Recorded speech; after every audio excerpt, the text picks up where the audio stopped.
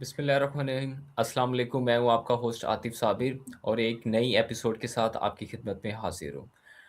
आज के प्रोग्राम में मैंने दावत दी है हमीदुद्दीन साहब को, जो कि एज़ अ इंस्ट्रक्टर टैप्टा में जॉब कर रहे हैं और इनका जो ट्रेड है वो शेफ़ का है।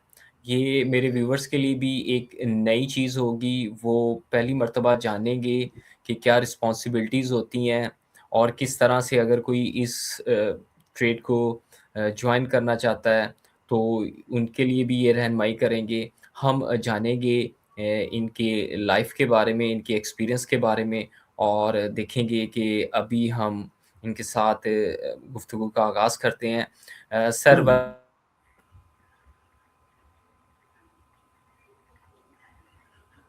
हेलो, अस्सलाम वालेकुम। Welcome to my show. Are you hear me? Yes sir, yes sir, मैं आपको सुन सकता हूँ। सर काइंडली अपना इंट्रोडक्शन करवाइएगा थोड़ा व्यूअर्स के लिए। हाँ सर, बिस्मिल्लाहिर्रहमानिर्रहीम।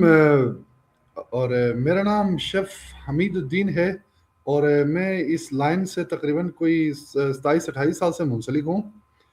तो 98 में मैंने इंटर करने के बाद मुझे काफ़ी एडमिशन के लिए जब मैं कराची गया तो कुछ सोशियोलॉजी में, कुछ हिस्ट्री में, कुछ इस तरह से मास्टर्स कर रहे थे। तो बाहर के मुझे अच्छा नहीं लगा। मैंने कहा यार ये कोई प्रोफेशनल लाइन नहीं है और मैं ज़्यादा से ज़्यादा एक डिग्री ले सकूँगा, उसके बाद फिर मैं वही जॉब के लिए।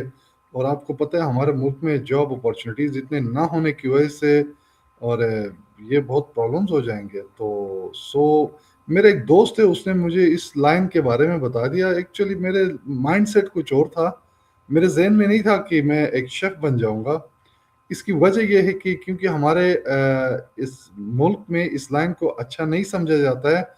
तो दूसरी बात, मेरी फैमिली बैकग्राउंड भी अच्छी थी, तो वो कभी एक्सेप्ट नहीं करेंगे। मेरे काफ़ी उसमें ये आ गया, तो खैर मैंने एक स्टेप ले लिया। स्टेप लेने के बाद उन्होंने कहा कि नहीं, एक 3 साल का डिप्लोमा होता है शेफ़ के लिए, तो जी, इसमें आप जाएँ। मैंने कहा यार 3 साल तो ये तो बहुत लेंथी हो जाएगा एक शेफ़ बनने के लिए, ये तो कोई बड़ी चीज़ नहीं है, क्योंकि मुझे आइडिया नहीं था सर।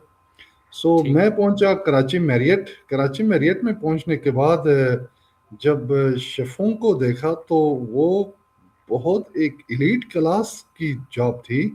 सो वही चीज़ मुझे जो ना सर मुझे इम्प्रेस कर लिया।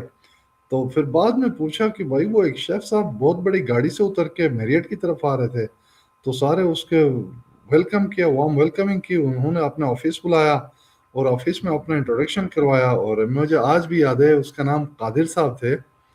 कादिर साहब हमारे एग्जीक्यूटिव शेफ थे कराची मैरियट के। उसने अपना इंट्रोडक्शन करवाया, फिर उसके बाद हम हमारा नाम वाम पूछा। तो फिर वहाँ से हमारा सिलसिला जारी हो गया। फिर सर एक होता ना ज़िंदगी में एक आइडियल पर्सनालिटी होती है।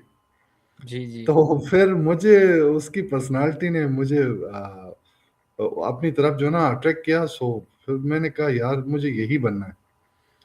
वहाँ से मेरा स्टार्ट हो गया सर। तो अल्लाह का शुक्र है, फिर मैं जब मैरियट से 3 साल किया, फिर उसके बाद मेरा काफ़ी एक्सपीरियंस हो गया था। तो कराची में एक रेस्टोरेंट था सरफेंगो ग्रिल पोर्चुगीज़ के नाम से, जमजमा के ऊपर। ठीक उन्होंने है। डायरेक्ट मेरा काम-वाम देखा, तो मुझे डायरेक्ट उन्होंने एग्ज़ीक्यूटिव शेफ़ की ऑफ़र दी थी। तो ठीक वहाँ है। से चलता गया। फिर अभी सर बहुत जगह काम किया। दुबई में रहा हूँ, इधर रहा हूँ, फ्रेंच कॉन्सुलेट के साथ ज़्यादा वाबस्ता रहा हूँ। तो बस करते कराते अभी 2017 से टैप्टा ज्वाइन करके एज इंस्ट्रक्टर BS-17 में बस जॉब लेके बैठा हुआ हूँ। अच्छा सर, अभी आपने तज़किरा किया कि आपने 3 साल का डिप्लोमा किया, क्योंकि ये मेरे लिए भी आज एक नया पॉडकास्ट है और मैं इतना ज़्यादा, बल्कि ये व्यूअर्स भी नहीं जानते, क्या क्राइटेरिया होता है इस पूरे प्रोसेस का। सर, आपने कहा कि ये 3 साल का डिप्लोमा आपने किया, ये कौन करवा रहा है? इसकी अवॉर्डिंग बॉडी कौन है? ये ज़रा सर काइंडली। ये सर ये सिंध गवर्नमेंट करवाती थी उस टाइम। मैरियट में कुछ तकरीबन कोई 12 या हम कोई 12 लड़के थे। 12 लड़कों को एज ए इंटर्नशिप प्रोग्राम चलाती है सिंध गवर्नमेंट। तो क्योंकि हम कराची से थे, तो उन्होंने सिंध गवर्नमेंट की तरफ से उन्होंने हमें एडमिशनें दी और हमने मैरियट ज्वाइन किया। और मैरियट में हमारा ट्रेनिंग मैनेजर होता था और हमारा थ्योरी प्लस प्रैक्टिकल। थ्योरी पढ़ाने के लिए हमारे इंस्ट्रक्टर थे, वो थ्योरी पढ़ाते थे मैरियट के अंदर ही, जिसको हम ट्रेनिंग मैनेजर कहते हैं। और हमारा जो है ना थ्रोट मैरियट में जो भी तकरीबन कोई मुख्तलिफ किचनें हैं sir, Pakistani, Chinese, cold, hot, ये वो सारा, बुचर से लेके मिठाई, कन्फेक्शनरी टू बेकरी, हर चीज़ सीखना पड़ता है। तो वहाँ पे एक पीरियड होता है, 3 महीना एक किचन में, 3 महीना एक किचन में, 3 महीना एक किचन में। तो वहाँ पे जो प्रैक्टिकल के हवाले से जो बैठे हुए होते थे उस्ताद, जो होते थे हमारे शेफ्स, तो उनसे हम पूछते थे, वो एक एक चीज़ बताते थे। क्योंकि उस टाइम डिजिटल मीडिया इतना नहीं था सर, कंप्यूटर लैपटॉप वगैरह नहीं होता था। जी। क्योंकि 90s 2000 में ये बिल्कुल नहीं था। और हमारे उस्ताद जो एक डायरी रखते थे, उसमें जो रेसिपीज लिखवाते थे, वही हमारे लिए बहुत ज़बरदस्त होता था। कीमती आपके लिए वो बहुत कीमती होंगी। जी सर, बिल्कुल। हाँ, लर्निंग में थे, ज़ाहिर-सी बात है, मेहनत बड़े करते थे उस टाइम। दिन को दिन, रात को रात नहीं कहते थे। और बहुत इवन मैरियट में बाद में मुझे ऑफ़र भी की कि जो ना आप जॉब कर ले यहाँ पे, हम आपको जॉब देते थे। लेकिन सर बाहर मुझे अच्छे पैसे और अच्छा मुकाम मिल रहा था, इसलिए मैंने कहा यार 3 साल एक जगह पे बहुत हो गया। तो वहाँ से फिर मुझे जाना पड़ा। अच्छा सर, ये जो आप 3 साल का ये डिप्लोमा करते हैं, इनमें किन-किन एरियाज़ में आपको एक्सपर्टीज़ सिखाई जाती हैं, खाना पकाने के अलावा? सर हमें जो ना देखें, होटल इंडस्ट्री में सिर्फ खाना बनाना नहीं होता है हमारा। पूरे मॉड्यूल्स होते हैं, तकरीबन हम 16 मॉड्यूल्स पढ़ते हैं। 16 मॉड्यूल्स में cost controlling, costing, fire fighting, hygiene, area hygiene, personal hygiene, और न्यूट्रिशन, ये सारा, बल्कि हमें जो ना बायोटेक्नोलॉजी तक पढ़ाते हैं। क्योंकि बैक्टीरिया, वायरसेस के बारे में पढ़ाते हैं कि भाई कौन सा बैक्टीरिया कहाँ पे ग्रो करता है, कितने में ग्रो करता है, वायरस क्या वाला है, वायरस बॉडी में क्या करता है, और विटामिन डिफिशिएंसी क्या होता है, आयरन डिफिशिएंसी क्या होता है, और मिनरल डिफिशिएंसी क्या होता है, ये चीज़ हर चीज़ पढ़ाते हैं सर वहाँ पे। ठीक है। अच्छा आमिर साहब, आपको याद है कुछ कि पहला आपने रेसिपी या पहली जो डिश थी वो क्या बनाई थी? हाँ सर, मुझे आज भी याद है। तो मैं जब फर्स्ट टाइम गया हुआ था, रमज़ान का महीना था, कराची में रिएट के ऊपर पूल पे बड़ा मतलब रौनक लगता था। कोई 700-800 लोग आके खाना खाते थे, इफ्तार डिनर। तो उस टाइम में मेरा एक उस्ताद होता था, उसने फर्स्ट टाइम मुझे चपली कबाब बनाना सिखाया था। लाइक उसके इंग्रेडिएंट्स जो है ना, कटिंग ज़्यादा होती है, वेजिटेबल कटिंग, कीमे के मिक्सिंग वगैरह, उन्होंने मुझे फर्स्ट टाइम चपली कबाब बनाना सिखाया था। तो उसकी हर चीज़, बल्कि मैंने लाइव, एक बुफे लगता है सर सराउंडिंग में पूल के ऊपर, तो वहाँ पे मैं बिल्कुल कढ़ाई लेके मैं फ़ौरन चपली कबाब दे रहा था वहाँ पे। जो भी चपली कबाब फरमाइश कर रहे थे, मैं फ़ौरन बना के देता हॉट। अच्छा सर, अपना पकाया हुआ खाना, कुक किया हुआ खाना आप पसंद करते हैं? सर ज़ाहिर-सी बात है, मुझे अपना खाना बहुत पसंद होता है। मैं अक्सर अभी भी जो है ना घर पे मैं खुद खाना बनाता हूँ। और मेरी वाइफ़ भी बनाती है, बल्कि जब मेरी शादी हो गई थी, मेरी वाइफ़ को भी इतना खाना बनाना नहीं आता था, तो मैंने उनको भी ट्रेन किया हुआ, अब मुझसे ज़्यादा अच्छा खाना वो बनाती है। बेहतर। अच्छा सर, आप कौन-कौन सी यानी जो है वो कह लें कि कंट्रीज़ के फूड जो है वो बना लेते हैं या आपको उसकी प्रैक्टिस है? सर स्टार्ट मैंने पाकिस्तानी से किया था। पाकिस्तानी और चाइनीज़, थाई चाइनीज़, मैंने पाकिस्तानी, थाई चाइनीज़ मैंने ज़्यादातर सीखा था मेरिएट से ही। और इसके अलावा जब मैंने स्टार्ट लिया, तो जब मैं फ्रेंच कॉन्सुलेट में रहा, तो मुझे फ्रेंच इटालियन खाने में जो है ना मुझे काफ़ी मदद मिली। क्योंकि वहाँ से मेरा जो है ना सीनियर शेफ़्स होते थे बाहर, फ्रेंच शेफ़ होते थे। और मिस्टर क्रिस्टियो हमारा उस्ताद होता था, उसके थ्रू। और इटालियन होते थे, मैंने उनसे सीखा था फ्रेंच इटालियन ज़्यादातर। और मेरी स्पेशलिटी भी ज़्यादा फ्रेंच इटालियन में से। ठीक हो गया। अच्छा सर, एक मियारी खाना बनाने के लिए किन चीज़ों को मद्देनज़र रखना ज़रूरी है? ये क्वालिटी को बिल्ट अप करने के लिए? सर आप टेस्ट वाइज़ बात कर रहे हैं या क्वांटिटी की बात कर रहे हैं? किस तरह की बात कर रहे हैं? सर मैं टेस्ट और प्रेजेंटेशन की बात कर रहा हूँ। सर टेस्ट का जो ना बैलेंस करना फर्स्ट प्रायोरिटी होती है, क्योंकि बैलेंस जो होता है ना वो अच्छा होता है। बैलेंस का मतलब ये होता है कि अब हम कोई भी इंग्रेडिएंट डालते हैं तो उसको कोशिश करते हैं कि कम से कम डालने के लिए, क्योंकि किसी भी रेसिपी में कोई चीज़ बढ़ा सकते हो, घटा नहीं सकते हो। मिसाल तौर पे हम अगर नमक का मिसाल दे दें, तो नमक अगर बढ़ाना चाहे तो थोड़ा ऊपर से डाल सकते हैं, लेकिन ज़्यादा डल जाए तो कम करना मुश्किल हो जाता है। तो जी। स्टार्ट में हमारे दिल में यही डर लगा रहता है कि कोई चीज़ जो ना एक्सेस ना हो, फिर उसको कम करना मुश्किल हो जाता है। फिर जब हाथ की प्रैक्टिस होती है सर, स्टार्ट में जो ना मेजरिंग बड़ी कर लेते हैं। लाइक अगर हम स्पून्स का हिसाब कर लेते हैं, ऑन्स का, ग्रामेज का बड़ा हिसाब रखते हैं। लेकिन बाद में सर जब शेफ बनते हैं तो ना स्पून काम आता है ना कुछ और। हमें आइडिया होता है कि मैंने इतना नमक डाला है और ये इतना टेस्ट ले आएगा। तो वो एक्सपीरियंस होता है। ठीक। हामिद साहब एक चीज़ मेरे माइंड में ना अक्सर ये घूमती रहती है, ये शेफ़ में और कुक में क्या फ़र्क है? सर जैसे डॉक्टर और कंपाउंडर होता है वही फर्क होता है। एक डॉक्टर एमबीबीएस करके आता है, और एक कंपाउंडर जो ना एक्सपीरियंस बेस्ड होता है, सिर्फ दवाइयाँ मेडिसिन वगैरह दे देता है। बहुत अच्छा आपने एक्सप्लेन किया। मेरा ख़्याल है कि आगे पूछने की ज़रूरत ही नहीं है मुझे।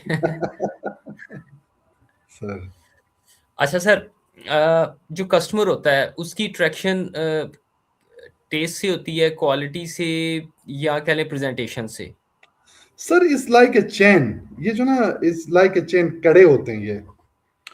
आ, किस तरह से होते हैं मैं आपको डिफाइन कर लूंगा। मिसाल तौर पे अगर एक कस्टमर आता है, तो सबसे पहले आप जो भी कस्टमर हमारे पास आते हैं वो ज़्यादातर पैसे वाले आते हैं, बिजनेसमैन आते हैं, ब्यूरोक्रेट्स आते हैं, तो इस स्टार्स आते हैं। तो ऐसे लोग आते हैं, जाहिर सी बात है उनकी गाड़ियाँ बहुत बड़ी बड़ी होती है।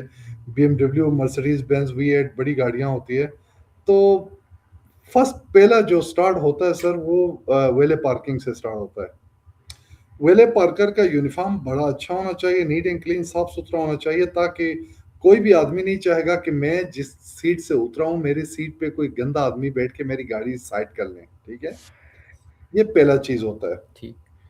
उसके बाद एंट्रेंस पे जो हमारा डोरमैन जो होता है, जो गार्ड होता है, वो जो ना वेल यूनिफॉर्म होना चाहिए और वो नीट एंड क्लीन होना चाहिए। वो सलाम करें, वेलकम करें, उनके लिए दरवाज़ा खोलें। फिर उसके बाद जो हमारी होस्ट होती है, वो होस्ट की जो ना वो ग्रूम होनी चाहिए, वो एजुकेटेड होनी चाहिए, वो बात करने का तरीका सलीका होना चाहिए, ना कि कोई बदतमीजी से बात करें। उसके बाद जब वो इंटर होते हैं तो सर गर्मी सर्दी का बहुत ज़्यादा ख्याल करना पड़ता है। मिसाल तौर पे लाहौर है, लाहौर में इस गर्मियों में गर्मी ज़्यादा होती है, तो वो इंटर करे तो उनको एक अजब अच्छा सा माहौल मिले। तो वो जब वेलकमिंग के बाद सर एक मैनेजर आ जाए, प्रॉपर उनको वेलकम करें, और टेबल कितने लोगों के लिए है वो जाके बिठाएं, और प्रॉपर बिठा के मेन्यू प्रेजेंट करें।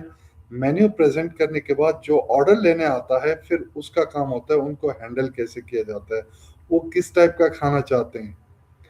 और उसके बाद मेन्यू के अंदर सर हम वर्डिंग का इस्तेमाल ऐसे खास नहीं करते हैं, क्योंकि हम प्रॉपर डिस्क्रिप्शन लिखते हैं कि हम, मिसाल तौर पे मैं अगर इजाबेला चिकन लिखा हुआ तो उसको तो नहीं पता कि what is Isabella chicken, but मैं उसके नीचे डिस्क्रिप्शन में प्रॉपर लिखूंगा कि इसके अंदर ये इंग्रेडिएंट्स है, इसके साथ ये होता है, ये होता है, ये सारा मेंशन करना लाजमी होता है। ठीक। उसके बाद सर ऑर्डर जब जाता है तो ऑर्डर में सबसे पहला चीज होती है timing. Timing food sir 20 minute से ज़्यादा लेट नहीं होना चाहिए। 20 से 21 मिनट नहीं होना चाहिए खाने में। ठीक है, हम कोशिश करते हैं कि कोई मतलब टाइम टेकिंग रेसिपी ना हो, और पलट झपट की रेसिपी हो, हम वो दे देते हैं। और उसके बाद जब हम प्लेटिंग करते हैं तो सबसे पहली चीज़ होती है प्लेट पाइपिंग हॉट होना चाहिए। उसके बाद फूड हर चीज़ गरम गरम प्लेट में आ जाए। दूसरा, उसका जो ना, इंसान पहले आंखों से खाता है। जो चीज आपको आंखों को अच्छा नहीं लगता है, तो आपके मुंह को भी अच्छा नहीं लगेगा। तो ये एक ह्यूमन बिल्कुल। साइकी है ना सर। तो उसकी प्रेजेंटेशन वाइट प्लेट के ऊपर कंट्रास्ट फूड का लाजमी है, उसकी प्रेजेंटेशन। फिर उसके बाद जब टेस्ट, तब जाके टेस्ट की बारी आती है। फिर टेस्ट जब पाइपिंग हार्ड जी। होता है, जब टेस्ट अच्छा होता है, फिर उनको टाइमली प्रेजेंट किया जाता है, फिर वो खाते हैं, वो फिर हमें कमेंट देते हैं कि हमारा खाना कैसा था। उसके बाद क्योंकि जब पाइपिंग हॉट फूड दे देते हैं, क्योंकि इतना टेस्ट अगर आपका 19-20 भी है तो पता नहीं चलता है, ये एक खास बात है। तो उसके बाद जब खाना खाते जी। हैं, उनको डिजर्ट, उनका टी, ग्रीन टी वगैरह प्रेजेंट कर लेते हैं। फिर वो खाना खा के वो बिल जब दे देते हैं, तो वहां पे कैशियर भी तेज होना चाहिए, बिल के लिए इशारा करे, फौरन बिल लेके आ जाए। और क्योंकि हम ये कोशिश करते बिल्कुल। हैं कि जल्दी से चले जाएं यहाँ से, क्योंकि जो गेस्ट जितनी देर टेबल पे बैठेगा, उतना दूसरे गेस्ट बाहर बैठे होते हैं। जाहिर सी बात, वो उतरेंगे तो कोई आ जाएगा।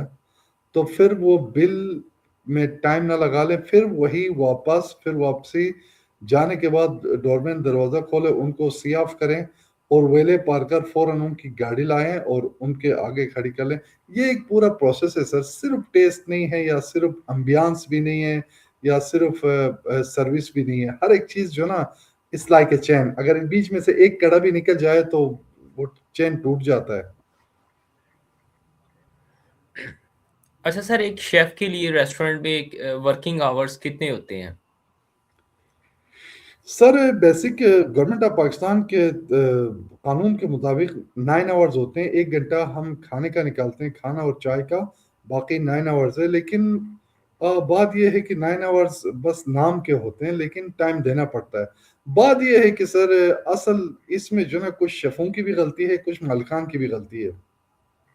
द रीज़न, कुछ अच्छा। लोग अपने जॉब से बहुत डरते हैं, वो ज़्यादातर टाइम दे देते हैं, और कुछ लोग डर की वजह से अच्छा टीम हायर नहीं करते हैं, वो भी मसले होते हैं। बेसिक ये है सर, टीम वर्क। अब मैं एज ए एग्जीक्यूटिव शेफ में किसी रेस्टोरेंट में मैं खुद खाना तो नहीं बना सकता हूँ हर एक के लिए। जाहिर सी बात है, जी। मैं एक दफ़ा रेसिपी बताऊंगा कि ये मेरी रेसिपी है, इसकी ये है, इसकी ये है। मैं हर चीज़ वॉच करूंगा, बाकी मेरा टीम काम कर रहा होता है। मिसाल तौर पे एक सैलेड काउंटर है, एक डिज़र्ट काउंटर है, एक हॉट में है, एक पैन पे है, एक ग्रिल पे है। हर एक बंदे का अपना परफॉर्मेंस होता है। अगर मेरे उसमें सर मेरा टीम काम कर रहा है तो मुझे इतनी परवाह नहीं होती है। हाँ, अगर मेरा टीम कमज़ोर है, तो ज़ाहिर-सी बात है, मुझे सबसे ज़्यादा टाइम भी देना पड़ेगा, दिमाग भी खपाना पड़ेगा, ये सारी चीज़ें करनी पड़ेगी। वो टीम के ऊपर डिपेंड करता है। तो हमारी कोशिश ये होती है कि हमारी टीम में जो ना अच्छे से अच्छे बंदे हों। अच्छा सर, आपको अगर कभी कोई नई रेसिपी या कह लें कि कोई नया फूड इंट्रोड्यूस करवाना हो, तो क्या फिर आप कैसे करते हैं? उसकी ट्रेनिंग लेते हैं, सोशल मीडिया से उसे आप यानी कह लें कि फाइंड करते हैं, उससे सर्च करते हैं। क्या तरीकाकार अपनाता है एक शेफ़? सर बेसिक, हम जिस इलाके में जाते हैं ना, हमारा जॉब ऐसा है कि सर हम दुनिया के किसी भी कोने में जाते हैं जॉब के लिए, ठीक है ना? London, America, Paris, New York, Russia, Thailand, Japan, China, Pakistan, कहीं पे भी आपका जॉब लग सकता है, क्योंकि हमारा लाइन ऐसा है। हम जी। रेस्टोरेंट स्टार्ट करने से पहले हम कहीं पे जाते हैं तो सबसे पहले उनका मजहब और उनका कल्चर वगैरह स्टडी कर लेते हैं कि वहाँ के ठीक है। लोगों का कल्चर क्या है। मिसाल तौर पे कुछ ओवो है, कुछ ओवो लैक्टोज है, कुछ मुस्लिम्स है, क्रिश्चियन है, या ज्यूइश है। हर लोगों का अपना मजहब भी देखना होता है। दूसरी बात, सर वहाँ पे अवेलेबिलिटी देखते हैं कि कौन सी चीज़ कहाँ मिलती है। पता चला वहाँ पे सीज़न में वो चीज़ नहीं मिलती है, तो हम ऐसी कोई रेसिपी बनाते भी नहीं हैं। रेसिपी वो होती है जो सारा साल चले, और वहाँ के लोकल वेंडर आपको हर चीज़ हमेशा प्रोवाइड करें। दूसरी बात सर, रेसिपीज़ तो हमारे दिमाग में 50 होते हैं। हम बेसिक कॉम्बिनेशंस के ऊपर जाते हैं, हम रेसिपीज़ के ऊपर नहीं जाते हैं। हमें पता है कि हम इस तरह से ये करेंगे, इसकी कॉम्बिनेशन इसके साथ होगा, इसकी इसके साथ होगा, फिर हम जो ना खुद क्रिएट करते हैं। तो सर जब हम रेसिपी क्रिएट करते हैं तो हम साथ में एक मेन्यू के साथ एक छोटा-सा मेन्यू लगाते हैं, जिसको हम कहते हैं शेफ़ स्पेशल, ठीक। या स्पेशल ऑफ द मंथ, या स्पेशल शेफ़ स्पेशल के नाम से लगा लेते हैं। तो हम क्या करते हैं सर, हमें पता चल जाता है कि मिसाल तौर पे मैंने 4 4 वरक की एक मेन्यू बनाया हुआ, उसके साथ एक वरक के ऊपर कोई 6-7 आइटम्स डाला हुआ जो शेफ स्पेशल के नाम से डाला हुआ है। मिसाल के तौर पे अगर मेरा मेन्यू में कुछ आइटम मुझे पता चलता है कि ये ज़रा हॉट सेलिंग ये आइटम है और ये एक नहीं चल रहा है, हमें पता चल जाता है। तो हम बाद में क्या करते हैं, जो शेफ स्पेशल की जो आइटम है जो ज़्यादा चलने लगा है उसको मेन्यू में रखते हैं, जो मेन्यू में नहीं चलता है उसको हम रिमूव कर लेते हैं सर। ठीक होगा। अच्छा, हामिद साहब ये बताइएगा कि एक शेफ़ के लिए सबसे मुश्किल तरीन स्टेज कौन-सी होती है? या कौन-सा खाना या कौन-सी रेसिपी उसे बनानी मुश्किल होती है या टाइम कंज्यूमिंग होती है? सर शेफ के लिए जो है ना, कोई भी चीज़ वो अपने सिस्टम से चलता है, उसके लिए कोई मसला नहीं होता है। मसला तब होता है जब ऑनर इंटरफेयर कर लेता है। वो मतलब एक ऑनर कहता है नहीं ऐसा नहीं ऐसा, ऐसा नहीं ऐसा। तो क्योंकि बीइंग ए शेफ हमें पता होता है कि भाई ये ठीक नहीं है, तो वहां पे मसला हो जाता है। ठीक मिसाल हो के गया। तौर पे अगर मैं आपको मिसाल दे दूं कि एज ए शेफ मैं कहता हूं कि भाई मुझे 20 किलो चिकन चाहिए। ऑनर कहता है नहीं वो नहीं, क्या करेगा, बस 15 किलो एक ले आओ, 15 में आज काम चलाओ। कस्टमर ठीक। ज्यादा आ गए, चिकन खत्म हो गया, तो जाहिर सी बात है जो दूसरे कस्टमर आ रहे हैं उनके सामने तो शर्मिंदगी है ना सर। मैं उनको क्या कहूँगा, रन आउट हो गया। तो कुछ लोगों की जो ना गलत सही है। इंटरफेरेंस ठीक। हमें मार देती है, बाकी ऐसा कुछ भी नहीं है। जितना काम बढ़ता है उतना हम टीम हमारी सख्त होती है और हम काम चला लेते हैं सर। शेफ कभी फंसते नहीं है। बेहतर हुआ। अच्छा ये बताइएगा कि कॉस्ट को कंट्रोल करने के लिए और वेस्ट को ज़ाया को कंट्रोल रोकने के लिए इसके लिए भी कोई प्लानिंग होती है या स्ट्रैटेजी होती है? बिल्कुल सर। आप कॉस्ट को हम जो ना तकरीबन अगर अला कार्ड में है तो हमारा जो ना 33% से ऊपर नहीं जाना चाहिए। हम जब मेन्यू जब पहले बनाते हैं तो हम पूरा इंग्रेडिएंट नाप तोल के डालते हैं।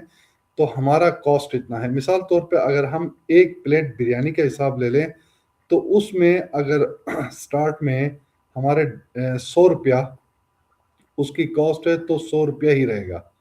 अगर उसमें 120 रुपया है तो जो बनाने वाला है या तो वो चोरी कर रहा है या तो वो अनप्रोफेशनल है, हमें पता चल जाता है।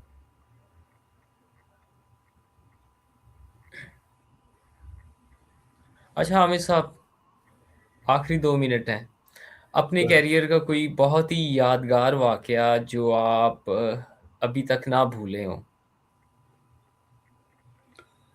हाँ सर, मैं एक चीज़ बताता हूँ। मैं जब मैरियट में था सर, इसमें ज़रा तेज़ बनना पड़ता है। अच्छा। हाँ, बात करने का तरीका सलीका लाजमी होना चाहिए और कभी भी किसी कस्टमर के साथ बदतमीजी हम नहीं करते हैं। तो सर एक दफ़ा झूठ बोला था, वो मैं आपको बता रहा हूँ। मैं मैरियट में था तो मैरियट में बुफे अभी अभी लग रहे थे, तो सारी चीज़ें लग गए। क्योंकि मैं पाकिस्तानी किचन में था, बेकरी वालों ने कुछ आइटम्स लगाए हुए थे, मुझे उसका नाम नहीं पता था। तो सर वहाँ पे हमारा एग्जीक्यूटिव शेफ भी थे, सू शेफ साहब भी आ गए। वो बुफे एक दफ़ा विजिट कर रहे थे तो मैं भी उनके पीछे पीछे था। मैंने कहा सर ये मैंने ये लगाया ये लगाया। उनको आइटम्स आप दिखा रहा था, उन्होंने कहा very good very good very good. पीछे से एक कस्टमर लेडी आई, उसने एक रेमिकन में एक चीज़ थी सर, उसने उठा के बोली एक्सक्यूज मी ये क्या है, हमारी एग्जीक्यूटिव शेफ से पूछी और वो फंस गया। पीछे देखा तो अच्छा। हमारा असिस्टेंट सू शेफ थे, वो भी फंस गया क्योंकि उनको भी नाम नहीं पता था। और मुझे पता चल गया सर कि ये दोनों फंस चुके हैं। मैं आगे बढ़ा, आगे बढ़ के मैंने बोला एक्सक्यूज मी मैम ये बफलम है। कहती है अच्छा। अच्छा ठीक गुड, है। बफलम है ये। मैंने कहा जी मैडम ये बफलम है।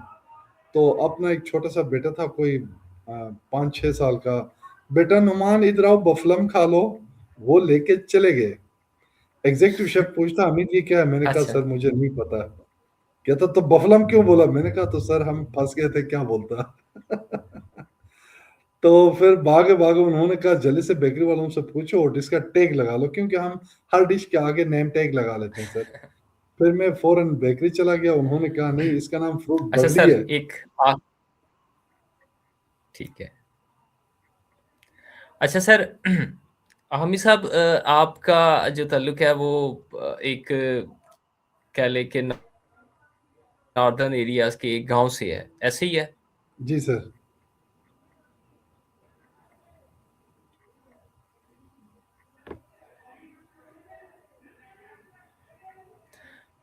अच्छा, हामिद साहब, आपका ताल्लुक जो है नॉर्दर्न एरिया के एक गाँव से है। जी सर। अच्छा, जब आप उधर जाते हैं और उधर के लोग आपको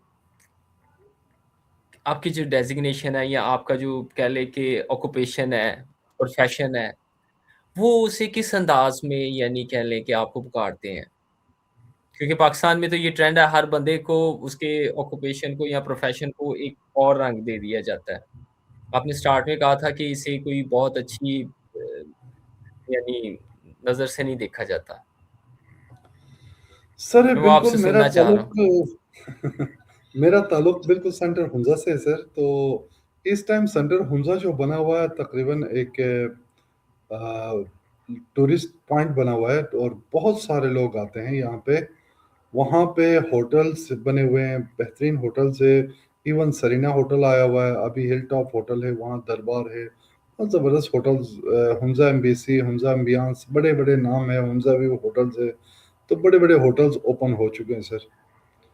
तो पहले दौर में वाक़ई में हमारे जो टाइम पे था, एक तो गवर्नमेंट जॉब की बहुत इज़्ज़त थी। फ़ौजी होना चाहिए, फ़ौजी ऑफ़िसर होना चाहिए या सिविल ऑफ़िसर होना चाहिए, उन्हीं की इज़्ज़त थी सर, हमारा इज़्ज़त नहीं थी। लेकिन भला हो इस होटल इंडस्ट्री का, आजकल हुंज़ा के काफ़ी लड़के सर अ, यूरोप, लंदन, अमेरिका, कनाडा गए हुए हैं, वहाँ शेफ़्स हैं। वहाँ अपनी फैमिलीज़ के साथ गए हुए हैं, सोशल मीडिया पे वो जगह-जगह विज़िट करते हैं फैमिलीज़ के साथ, तो आते हैं, गाँव में भी उन्होंने बड़े अच्छे घर बनाए हुए हैं, प्रॉपर्टीज़ बनाए हुए हैं, तो आजकल वो ट्रेंड चेंज हो रहा है। ठीक है, बेहतर।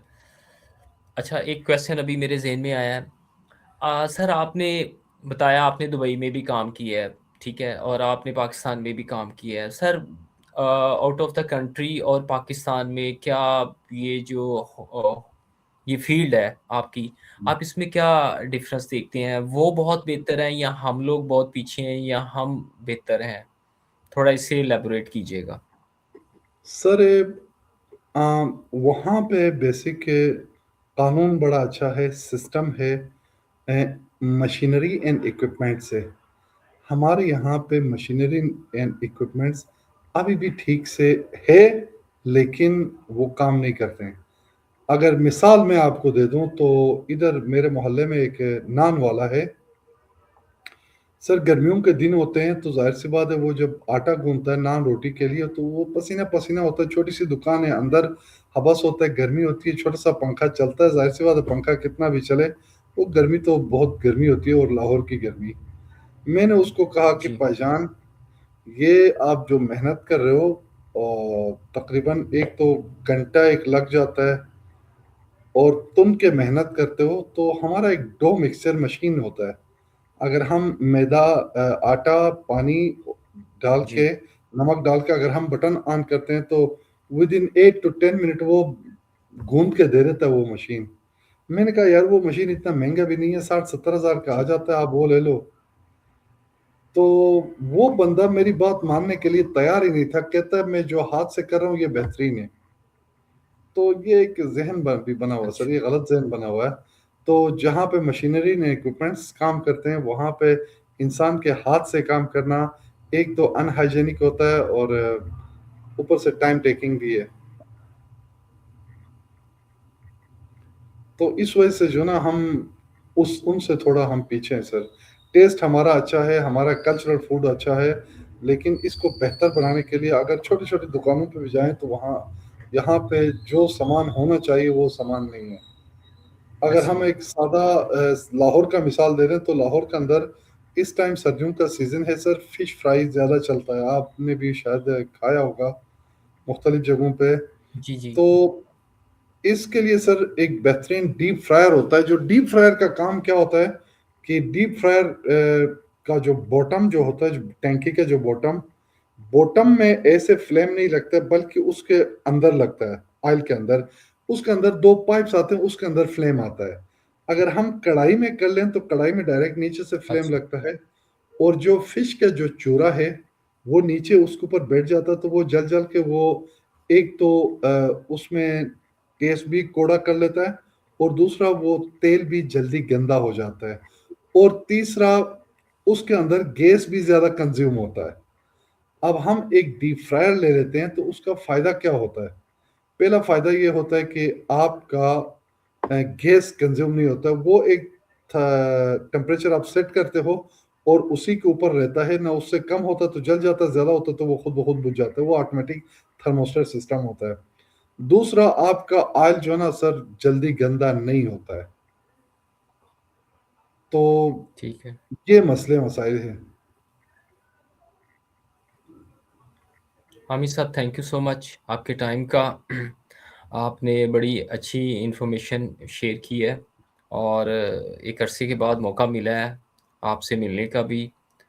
Thank you very much sir for your time, और you're your welcome, sir. Wonderful Atif भाई, experience any share time with most me and welcome my sir. Viewers. Sir आप बहुत अच्छे बंदे हैं, एनी टाइम आप थैंक यू। वैसे भी बात कर सकते हैं। इसके अलावा भी मैं अक्सर आपको फोन करता रहता था, लेकिन अनफॉर्चुनेटली